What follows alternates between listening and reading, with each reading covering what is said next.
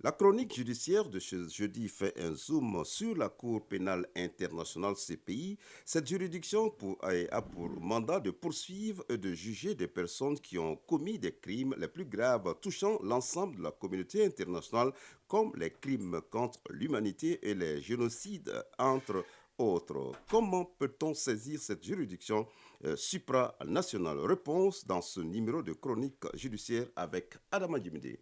La Cour pénale internationale, ou CPI, est une juridiction permanente créée en 2002. Son siège est à La Haye, aux Pays-Bas. Elle a pour mission d'ouvrir des enquêtes, de poursuivre et de juger les personnes accusées d'avoir commis les crimes les plus graves touchant l'ensemble de la communauté internationale.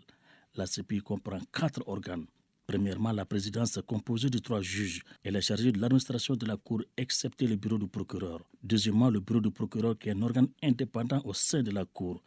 Il poursuit et enquête sur les faits. Troisièmement, les chambres constituées de chambres préliminaires qui se prononcent sur les questions avant le procès.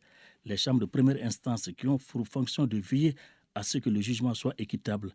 Et les chambres d'appel qui ont pour mission de confirmer, annuler ou modifier les décisions de la Cour.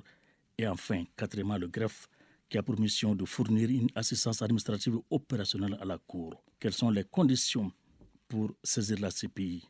Margot Pedesco, responsable information publique et sensibilisation au bureau de la CPI au Mali. Il y a 3 conditions pour saisir la CPI. Première, c'est un pays, un État membre, qui saisit la CPI, qui défère sa situation à la CPI pour qu'elle enquête. Le deuxième, c'est procureur ou la procureure peut s'autosaisir d'une situation pour enquêter avec évidemment toujours l'aval des juges. Il ne faut pas oublier que nous sommes dans une cour de justice, ce sont les juges qui décident. Et la troisième manière, c'est le Conseil de sécurité des Nations Unies qui peut saisir la CPI. Quels sont les crimes pour lesquels la CPI peut être saisie ou elle peut s'autosaisir?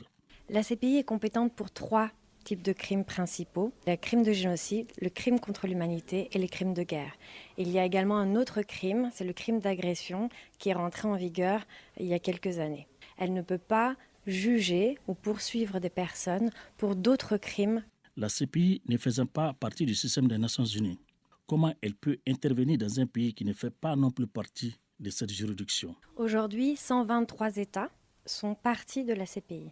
Dans le cas où il y aurait des crimes qui seraient commis dans un pays qui n'est pas membre de la Cour, la seule manière pour la Cour d'être saisie, c'est par le Conseil de sécurité. Ça a été le cas notamment pour la Libye et pour le Darfour.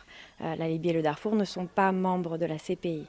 Et le Conseil de sécurité a demandé à la CPI d'enquêter dans ces territoires. Et c'est pour ça qu'aujourd'hui, il y a des enquêtes dans ces pays par la Cour pénale internationale. La Cour a-t-elle vocation de remplacer les tribunaux nationaux?